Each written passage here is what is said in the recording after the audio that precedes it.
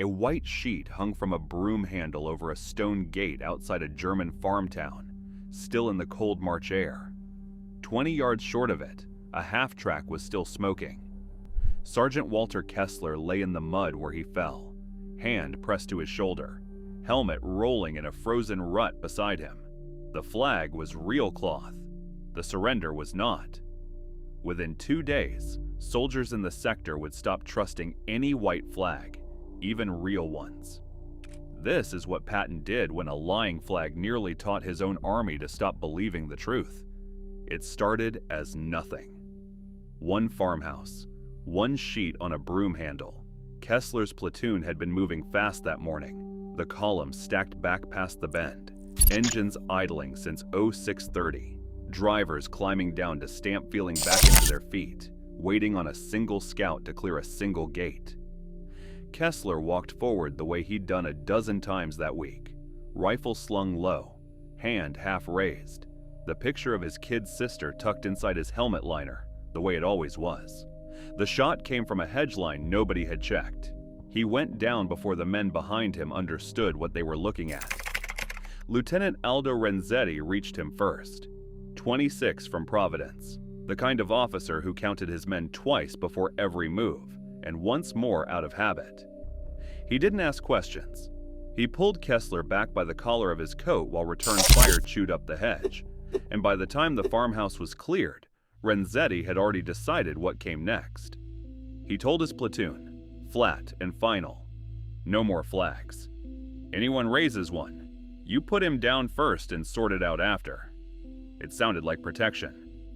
It felt like justice. It was neither yet, though nobody standing in that yard could have told you the difference in the moment. You have to understand why Renzetti said it the way he did. 2 days earlier, 4 miles north, a different platoon had walked into the same trick, a flag from a barn loft. A private named Russo had gone forward to take the surrender, and never made it back. Word of it had traveled the informal way these things travel in a war, not through a report, but through a buddy who knew a buddy who'd been close enough to see it happen. Renzetti had heard about Russo the night before his own men hit the same wire. That's why he didn't hesitate. He wasn't cruel. He was reacting to a pattern nobody above him had bothered to warn him about, and that absence of warning is its own kind of failure. The trouble was, Renzetti's order didn't stay inside his platoon. It moved the way bad information always moves in a war, faster than anything official, picked up by radio chatter, repeated at checkpoints, passed company to company until men 2 miles away were saying it like it had come down from regiment itself. By the next afternoon, it wasn't a lieutenant's private reaction anymore. It was becoming policy, unwritten, unsigned. Nobody had approved it, and nobody could point to the moment it had started. And it was already getting ready to kill someone who had nothing to do with Russo or Kessler. Captain Howard Bliss heard about it that evening, sitting at a field table with a map he kept folding and unfolding out of nervous habit. 31, a school teacher before the war, the kind of man who solved problems with caution instead of heat. When a German company commander named Erich Voss came forward under a real flag, hands empty, no weapon, walking slow with his palms turned out, alone, no escort, no trick visible from any angle anyone checked, the guard detail almost shot him on principle before a single man asked who he actually was. Bliss stopped it, technically. He ordered Voss held pending review. In practice, that meant Voss spent the night tied to a post in a cold barn with one ashamed guard outside the door, and no clear idea whether morning would change anything at all. Bliss thought he was being careful. He was actually just delaying a decision he didn't want to be the one to make. That should have ended it there. It didn't. A regimental staff officer caught wind of both the ambush report and the rumor of a no-flags policy spreading through the line, and instead of ruling on it himself, he kicked the whole matter upward. Nobody wanted their name on the decision either way. Punish the men who'd nearly executed a surrendering officer, and you look soft on the trick that had already killed Russo and wounded Kessler. Let the unofficial policy stand. and you've quietly broken the laws of war without a single order ever being written down. So it climbed. The way these things climb, when everyone is more afraid of being blamed than of being wrong. A road delay would have stayed a road delay. This climbed because nobody wanted to own it. Behind that one farmhouse gate, the column kept growing. Trucks that should have been 3 miles past the bend by noon were still sitting nose to tail on a road that had been cleared for traffic 2 days earlier. Drivers got out, leaned against fenders, lit cigarettes they didn't really want, and climbed back in when nothing changed. A supply officer further back radioed forward twice, asking why his trucks weren't moving, and got no real answer either time, because nobody forward of him wanted to admit the holdup wasn't enemy resistance anymore. It was a rumor about a flag. Every hour lost, there was an hour the Germans further east got to spend digging in, repositioning, doing the things a retreating army does when nobody is pushing on them. That pressure never went away. It just sat underneath everything else that happened that day, quiet and constant, the way a fire keeps burning under a pot, even when nobody's watching it. By the time it reached Patton's desk, it wasn't filed as a tactical problem at all. It was flagged as something worse, a discipline issue, a law of war issue. The exact phrase on the report, as men who served near him remembered it later, was informal policy forming in the line. That phrase is what moved him, not the ambush itself, not even Kessler's wound, serious as it was. The idea that a rule was dying quietly, with his command's name attached to it whether he'd ordered it or not, and that nobody under him had the rank or the nerve to stop it before it spread any further. He didn't wait for morning. The Jeep convoy came in unannounced, straight to Bliss's command post, the map table still open from the afternoon briefing, the coffee gone cold in a tin cup nobody had touched in an hour. Officers went quiet the second he stepped down.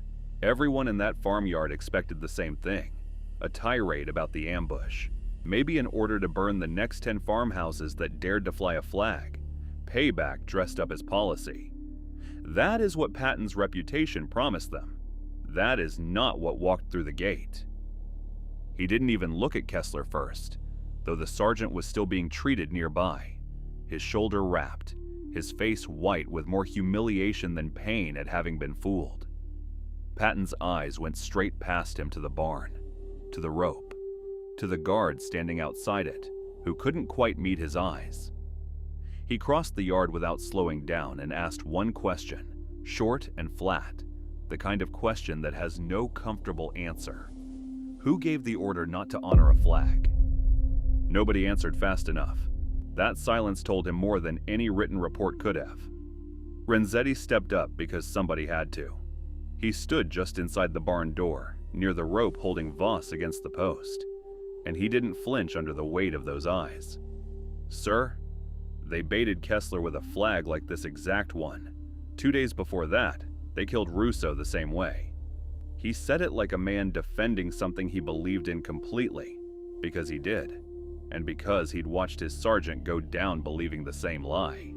Patton looked at him for a long moment, long enough that the silence in the barn started to feel like its own kind of pressure. Then he looked past Renzetti, into the dim light, at the German officer sitting tied against the support post, 38 years old, calm in the particular way of a man who has already decided what dignity he intends to keep regardless of what happens to him in the next 60 seconds. Private Sam Dietrich stood off to the side, the interpreter, 22, German on his mother's side, fluent from grandparents who had never stopped speaking it at the dinner table back in Milwaukee. He looked like a man who badly did not want to be the one translating whatever came next. "Cut him loose," Patton said. Dietrich hesitated before he translated it, like he wasn't sure the words would survive the trip across the room intact. When they landed, Voss didn't move at first.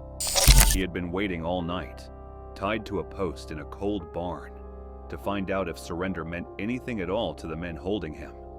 "Sir," Renzetti started. "Then the men who shot Kessler answer for that," Patton said. "Not him." It wasn't loud. That was the part that unsettled the men watching from the doorway. They had braced themselves for heat and gotten precision instead, which was somehow harder to argue with. Voss said something low to Dietrich, who turned it over once in his head before he spoke it out loud in English. He asks if your word is still good. Patton didn't hesitate for even a second. Tell him it never stopped being good. That line did something to the room that no amount of shouting could have managed. Bliss, still hovering uncertainly at the threshold, finally stepped all the way inside. Renzetti's jaw tightened, not in anger anymore, but in the particular discomfort of a man realizing his reasoning had been sound the whole time, and his conclusion had still ended up wrong. Patton didn't dismiss Renzetti's anger, and that mattered just as much as what he did next. He didn't pretend Russo and Kessler hadn't happened, or that the trick wasn't real, or that the men in that platoon hadn't earned every bit of their fear honestly. He simply refused to let that fear write itself into a permanent rule. A general who only punished Renzetti would have solved nothing real. The rumor was already 2 days ahead of any court-martial he could convene, spreading farther and faster than any single order could chase it down. Threatening rank against a lieutenant who'd lost one man and nearly lost his sergeant would have looked like cruelty dressed as correction, and Patton understood the difference well enough not to make that mistake. What he did instead was almost too simple to be called a solution at all. He had Voss walked out of the barn himself, with his own 2 hands undoing the knot at the post, which surprised even the men standing there who thought they knew exactly what kind of general was in front of them. No escort detail, no rope, no theater.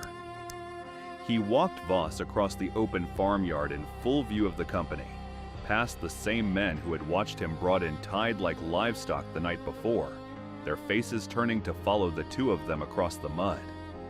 Patton stopped in the middle of that yard and said it loud enough for every man near the fence line to hear clearly.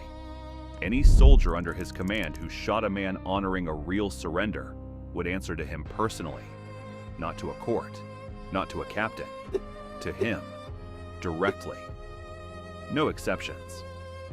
And then, in the same breath, almost before the first order had finished landing, he gave Renzetti something real to do with all that anger that hadn't gone anywhere. He authorized the platoon to mark and report every position that had used a flag as bait, so engineers and gunners could answer the next ambush with something sharper than blind rage and faster than a rumor could spread. It wasn't mercy without teeth in it. It was a rule with a door left open for the men who had actually been wronged in the first place. Dietrich translated the announcement twice more that same morning, once for Voss, and once for 2 other German prisoners brought in later in the day, so the word would travel back across the line the same way the bad rumor had, fast, informal, and just as impossible to stop once it got moving. Bliss was told, plainly and without much room for interpretation, to put the order through proper channels this time, instead of letting men hear half of it secondhand from somebody 2 checkpoints away. The column that had been stacked behind that farmhouse gate since before dawn finally started rolling again, the engines that had idled all morning finally doing something other than burning fuel for nothing. What survived in memory afterward wasn't the order itself. Men who were there that day didn't talk much, later, about the announcement Patton made standing in the middle of the yard. What they remembered, the one detail that kept getting repeated long after the name of the village and the exact stretch of road had faded from anyone's memory, was smaller than that. Patton's own hands on the rope, untying it himself, instead of telling some private to do it for him. A 3-star general doing the one task any corporal in that yard could have managed, in front of the one man it actually mattered to. Somewhere in another platoon down the line, a soldier who'd been carrying around the spent flare casing from the Russo ambush. The men had taken to calling it the flag flare, passing it hand to hand like some grim kind of souvenir. Quietly stopped showing it around after that. Nobody gave an order about it. It just stopped being something men wanted to hold on to, the way certain things do once the meaning behind them changes. The story closes the way it opened, with a flag hanging over a gate. Only this time, the column doesn't stop because the flag is a lie. It moves again because, for once, somebody decided the flag was worth believing, and then made the rest of the army believe it too, even after that army had every reason in the world not to. Whether that was the right call still depends entirely on who you ask. Patton protected the very rule the enemy had just tried to break, at the cost of slowing a column that didn't have hours to spare, in a war where every lost hour gave the other side that much more time to dig in. He spared a man whose own captors had already half condemned him by simple association, while the soldiers who had actually pulled the trigger on Kessler walked away that week, unnamed and, as far as the record shows, unpunished. Was that justice, or just a general choosing the cleaner version of the story? Would another commander have let the rumor stand and let the next honest surrender die quietly in a ditch instead?